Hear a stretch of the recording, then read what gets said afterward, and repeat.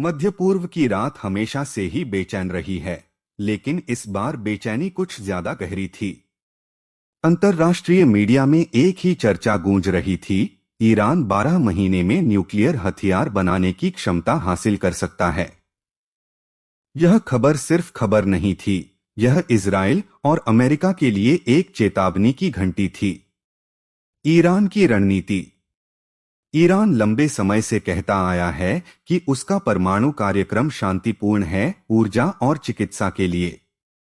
लेकिन पश्चिमी खुफिया एजेंसियों को शक था कि यूरेनियम संवर्धन, यूरेनियम एनरिचमेंट उस स्तर तक पहुंच रहा है जहां से हथियार बनाना मुश्किल नहीं।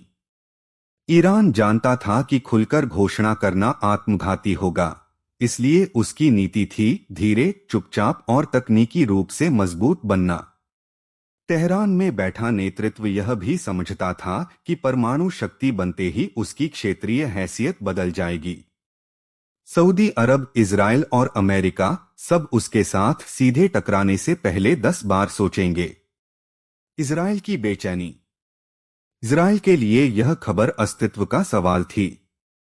उसका सिद्धांत हमेशा से रहा है, मध्य पूर्व में कोई दूसरा परमाणु शक्ति नहीं बनेगा। तेल अवीव में सुरक्षा कैबिनेट की आपात बैठक बुलाई गई।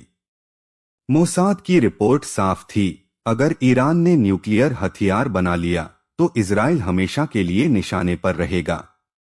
इजराइल के सामने 3 रास्ते थे: गुप्त ऑपरेशन, साइबर अटैक, वैज्ञानिकों को निशाना बनाना, सुविधाओं को रहस्यमय तरीके से नुकसान पहुंचाना। सीधा हवाई हमला, ईरान के न्यूक्लियर ठिकानों पर प्रीएम्प्टिव स्ट्राइक। अमेरिका पर दबाव ताकि वह खुलकर कार्रवाई करे। इजराइल जानता था कि अकेले हमला करना युद्ध को भड़का सकता है, जिसमें हिजबुल्लाह, हमास और ईरान समर्थित मिलिशिया सक्रिय हो जाएंगी। अमेरिका की दुविधा। वॉशिंगटन में तस्वीर अलग थी। अमेरिका के लिए ईरान का परमाणु हथियार बनना खतरनाक था, लेकिन एक और बड़ा युद्ध भी उसकी प्राथमिकता नहीं थी। अमेरिका के सामने भी 3 विकल्प थे: कूटनीति, नए परमाणु समझौते की कोशिश, प्रतिबंधों में राहत के बदले सख्त निगरानी।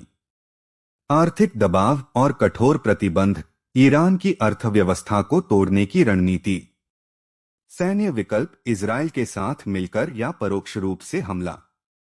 अमेरिका जानता था कि सीधा युद्ध होने पर तेल की कीमतें आसमान छू जाएंगी, वैश्विक अर्थव्यवस्था हिल जाएगी और रूस चीन को